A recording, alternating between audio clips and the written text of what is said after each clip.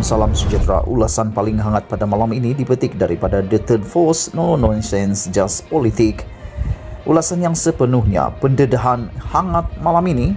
Inilah sebabnya saya Syak Ismail Sabri cuba lindungi Azam bahagian pertama. Ismail Sabri mengejutkan satu Malaysia apabila mendakwa penubuhan Suruhanjaya berkenan tidak diperlukan kerana SPRM akan siasat sendiri menerusi Lembaga Penasihat Pencegahan Rasuah LPPR. Kedangkalan apakah ini? Apakah Ismail Sabri tidak tahu bahawa LPPR tidak berkuasa melakukan sebarang siasatan kerana fungsinya terhad kepada pemberian nasihat? Diteruskan oleh Regi Jesse Rethaudin. Ulasan sepenuhnya. Tan Sri Azam Baki ialah Ketua Pesuruhjaya Suruhanjaya Pencegahan Rasuah SPRM dan beliau baru sahaja mengaku bahawa akaun sahamnya digunakan pada tahun 2015 untuk membeli saham dalam jumlah yang besar.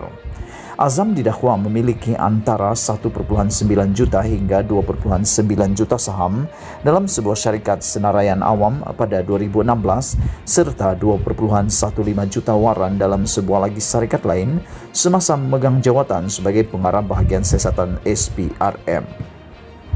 Jika dikaji, jumlah ini melanggar perkeliling pemilikan dan pengisytiharan harta oleh penjawat awam kerana membabitkan akaun saham milik Azam Baki, seorang berpangkat tinggi dalam agensi kerajaan. Azam Baki mendakwa kononnya akaun saham beliau digunakan oleh adiknya Nasir Baki. Namun pendedahan ini jelas melanggar Seksyen 25 Akta Perindustrian Security Depositor Pusat 1991 SICDA.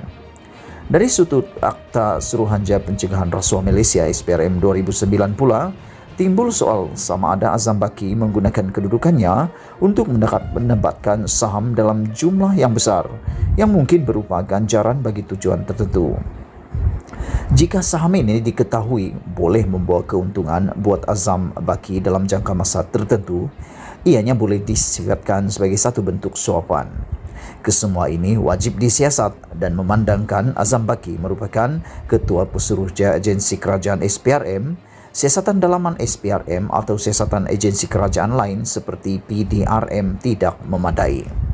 Sebaliknya, Azam Baki perlu direhatkan daripada tugasnya sebagai Ketua Pesuruhjaya SPRM dan disiasat oleh badan bebas yang tidak berkait dengan kerajaan, sama ada secara langsung atau tidak langsung. Inilah sebabnya penubuhan Suruhanjaya Siasatan Khas Special Task Force dicadangkan. Namun, menghairankan Datuk Seri Ismail Sabri Yaakob mengejutkan satu Malaysia apabila mendakwa penubuhan Suruhanjaya berkenan tidak diperlukan kerana SPRM akan siasat sendiri menerusi Lembaga Penasihat Pencegahan Rasuah LPPR. Kedangkalan apakah ini? Apakah Ismail Sabri tidak tahu bahawa LPPR tidak berkuasa melakukan sebarang siasatan kerana fungsinya terhad kepada pemberian nasihat? Apakah Ismail Sabri akan berpuas hati sekiranya sebuah lembaga yang berkait secara langsung dengan SPRM menyiasat SPRM dalam pada Azam Baki menjawat jawatan Ketua Pesuruhjaya SPRM? Semalam, 6 ahli LPPR mendedahkan bahawa mereka sebenarnya mencadangkan kepada pengerusi lembaga berkenan, Abu Zahar, agar isu Azam Baki dirujuk kepada Jawatan Kuasa Khas Parlimen mengenai rasuah atau Jawatan Kuasa Aduan SPRM.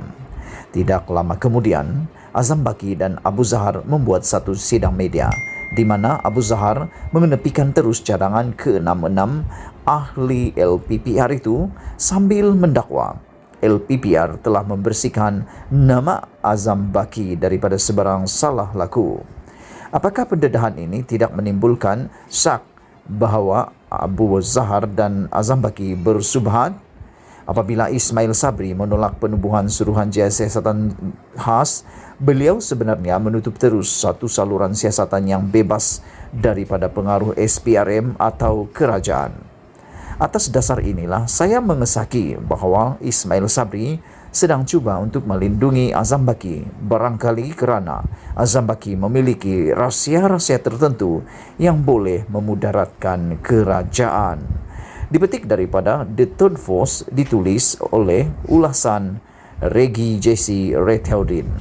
Sekian isu hangat malam ini. Jangan lupa tinggalkan komen Anda. Setiap daripada komen Anda amatlah dihargai. Kita jumpa lagi. Bye-bye.